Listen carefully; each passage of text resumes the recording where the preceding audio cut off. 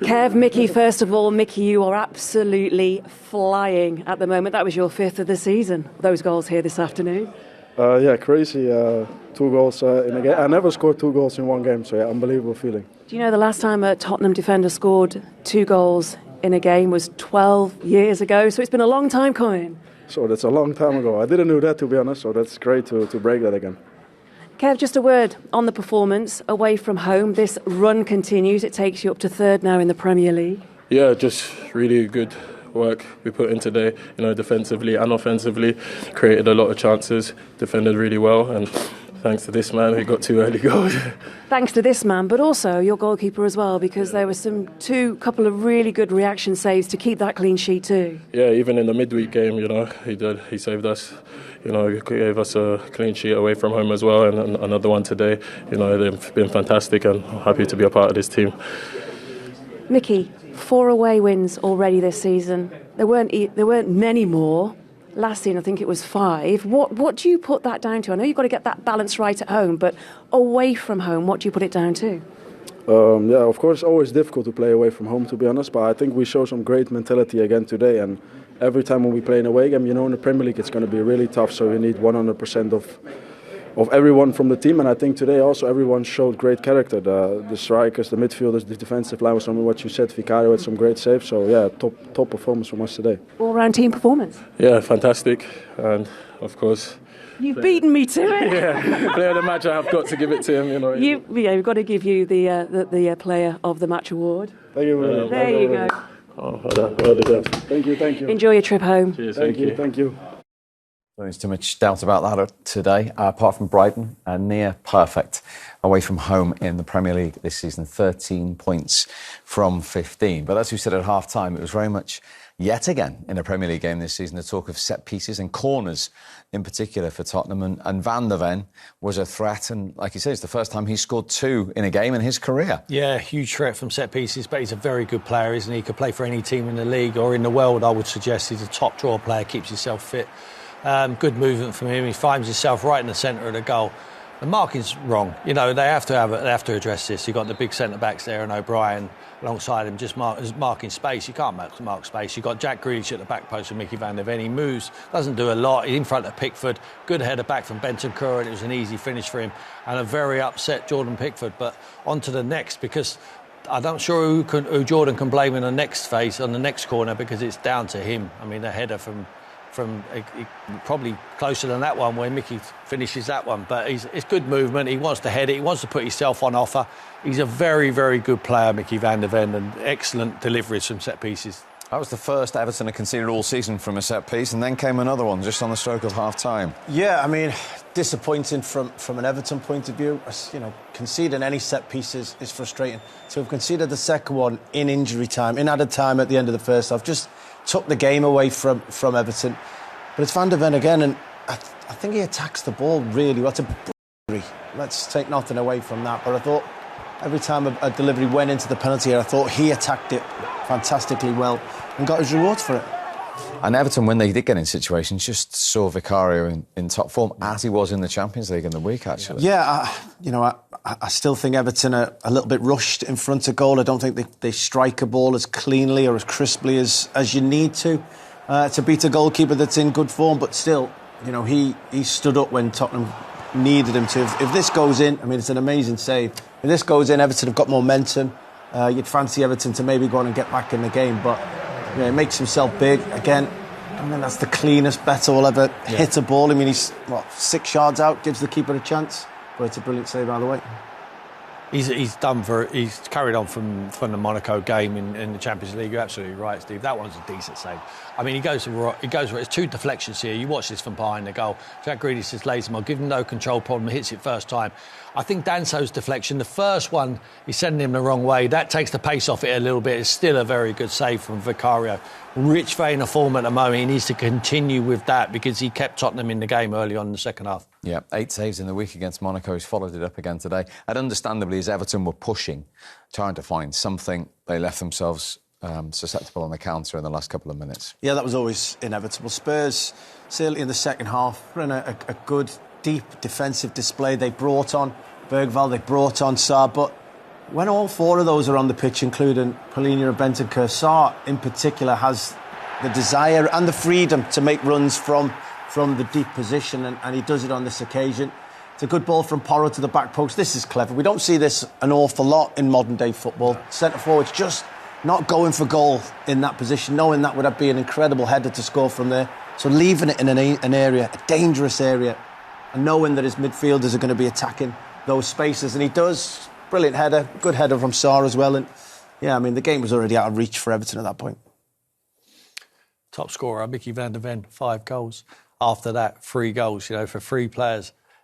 They need to find goals from open play, Tottenham, if they want to stay in that position where they are in the league. They can't continue to rely on centre-backs to score you the goals from set pieces to keep you in that position. But the positives are they're in a very good position in the league at the moment. So hopefully they can start embroidering it a little bit, be braver at home, start entertaining a little bit more, start creating a few more chances, and hopefully your strikers can start scoring goals. Well, on that subject, it's the first time since David Moyes returned to Everton they've conceded 3 goals. But how do Everton find more of a threat going forward? It's difficult, isn't it? I mean, he's tried Beto, he's tried to give him even more opportunities than you'd want to. He's game, he plays the centre-forward role OK, but without being a threat. Barry looks more of a threat in and around the penalty area, but is still learning the Premier League week by week. So it's a tough time for David Moyes and what he chooses to do at the top end of the pitch, because Everton this season have creative players. They've got people who are looking to play through balls, looking to find the striker in key moments, but at the minute it's a work in progress of trying to get the strikers to be on the same page and offer the level of quality that Everton really need at the moment. Sometimes you can protect strikers and say, you know what, he's not getting the chances. But they put in so many... They cross the ball more than most teams. They put in the ball from left side to right side. They deliver crosses. All right, the quality of the crosses might not be fantastic, but he's too isolated when he's in the box, Beto. And whether it's Barry or not, it's isolated when he's there. I think he's very reluctant to play both of them because of the quality of the 2 players. They're not good enough. The bottom line is they're not good enough. And they're showing that they're not good enough at the moment. And he's trying to help them out. He's trying to find a solution as best he can, David Moyes. You've got very good players. Dewsbury Hall's great. Jack Grealish, we know. And Njai, for me, is like a little superstar. But they've got no vocal point. No one they can play off. No one they can make runs off. I think they've got a nucleus of a decent enough side. They're solid enough at the back. They've got a very good goalkeeper, albeit today he's made a mistake for the second goal, in my opinion. But I just feel they need a centre-forward. But everyone's looking for the same thing, Steve. So it's difficult to go and find that man. And why would someone of the quality go to Everton rather than somewhere else? Because there's a lot of other teams looking for centre-forwards, including Tottenham, I would suggest. OK, well, Solanke's still to come back from injury as far as Spurs are concerned. But you look at Spurs, if Solanke's fit, they've got Kolo Muani as well. They've got Richarlison. I mean, Everton would take one of those easily, wouldn't they, in their current situation? Even who's, playing up there at times, coming deep. Yeah, I mean, the jury's still out on Tierno Barry. He's got potential. And not every striker, not every player hits the ground running in the Premier League. So Everton will still be holding out on that. But Everton needs somebody now. They need somebody to be at the top of their game now. And when they look across at Tottenham, we were able to bring Richarlison off the bench, who we used to have, and used to be a superstar for Everton. And seeing that he's on the bench at Spurs, those are frustrating things. And there'd be many Evertonians there wishing he was wearing the blue shirt today. There'd be a lot of Tottenham fans wishing he was on the blue shirt. I mean, I'm not being rude about Richarlison, but for a lot of money. I mean, if you say at Tottenham we'll give you their money back for him and you go and spend it elsewhere, the Tottenham fans, and I'm sure Thomas Frank would say, yes, please, we'll go and do that. But you can't do that now. He's a Tottenham player. How are you going to move him on? You can send him He actually started the season pretty well under Thomas Frank, Richarlison, didn't he, in the team and scoring goals? I just think he's looking for something a little bit different than Richarlison. I think he wants a little bit more consistency with him. I think I quite like him because he's a scruffy striker. You don't know he's unpredictable. You don't know what to expect from him. He's got the spectacular. We've seen that with some of the goals. I think he's an Everton player. For me, and no disrespect, I think if Tottenham want to get to the Champions League and want to continue the Champions League spots, I think they've got to look higher than that. Let's face it, he's come on the back of Harry Kane. It was just difficult to fill them shoes. But I just feel like a consistent performer rather than a hit-and-miss performer, and I think Richarlison is that hit-and-miss performer. But at Everton, different kettle of fish. They're taking with open arms, only because Beto and Barry not up to the standard. In terms of Tottenham's injuries as well, and the players not available at the moment, I mean, there were 10 players out in the week against Monaco, and there they are after 9 games in the top 3. Yeah. And not having lost in the Champions League. Yeah, absolutely. Kulusevski and Maddison will make a huge difference to them. We're talking about home games. Players who want to get on the ball, want to slow it down, want to give them a little bit more control. Them two will be massive. But they're not there at the moment, so someone else has to step up. Is it going to be Xabi Simons? Everyone talking about him coming in. They're all quite similar. Kudos has done really well since he's been there. You know, Kolo Muani, Odebert, Tell, quite similar. Bottle of pops, you know, they drop the shoulder, they're exciting at times, but I think Kulusevski without them too. They certainly are. They're in the top 3. Let's get some more Tottenham reaction. Joao Palhinha is waiting to talk to us live in Merseyside. Joao, very well done. I mean, how good an away win is that? The first team to win at that stadium. Hello to everyone in the studio. Really special.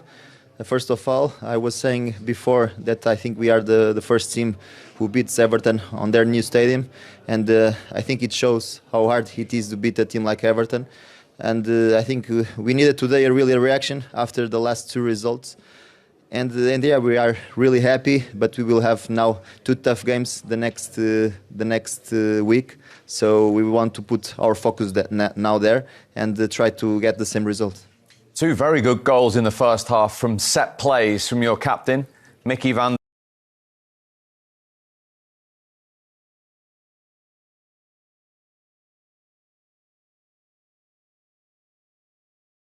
Did you spend practicing those? A lot of time. I think it's something that we particularly work out. We have been doing great on the set pieces, and I think it's one of our main attributes. And I think it shows what this team are able to do. I think we have been doing not just offensive set pieces, but also defensive. We are doing really well. It's something that I said before, we particularly work out during the week. But I think it was not just about the set pieces that we won today, because I think the team did a good, especially the first half, we did a good first half. The second half was more a direct game, you know, was not so beautiful to watch, in my opinion. But yeah, I think we completely deserve this result today. Now, in your opinion, why are the results better away from home than they are at home for Tottenham this season so far? To be honest, I don't have any explanation for that. I think the commitment is always the same.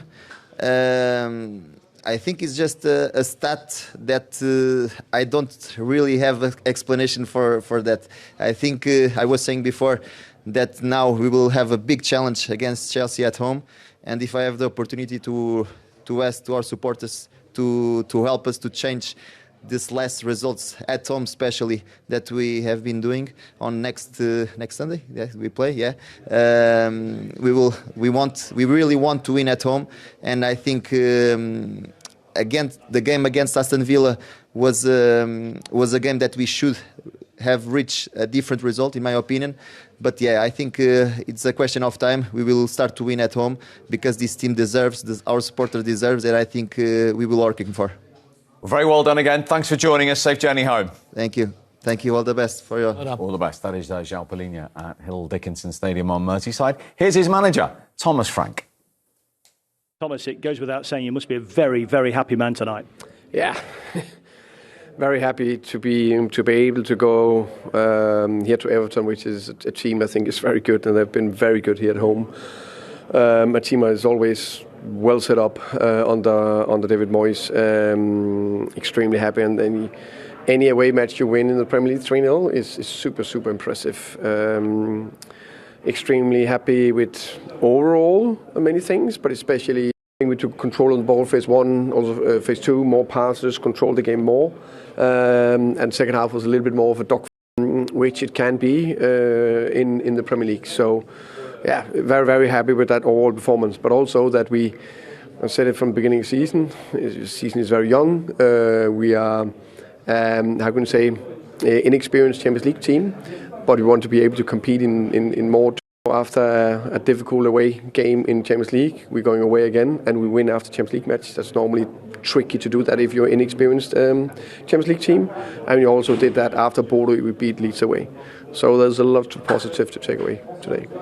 Yeah, it's a very relevant point, isn't it, for a team new to the Champions League again, being away from home in Monaco and then going up to Everton and winning, and they're away again in the League Cup this week at Newcastle too. Yeah, it's been a great start for Thomas Frank and for Tottenham results-wise. I just see something on the horizon. I've seen it before with other managers, like Jose Mourinho and Conte, with the playing style.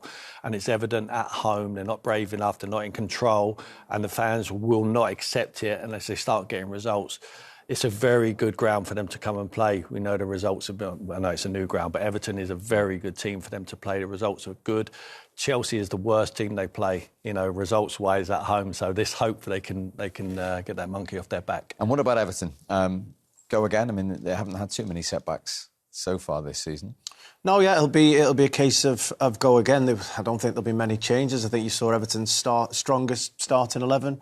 Really, it'll be creating chances isn't as big an issue. It's about converting those chances, and I think the mentality throughout the squad will be we need more goals from everywhere. We can't keep talking about our striker not scoring a goal. We need to now get to the point where Jack Grealish gets your 8 to 10 goals, Ndiaye gets your 8 to 10 goals, and we start to try and spread the goals out throughout the team, because ultimately that's how you get through difficult periods.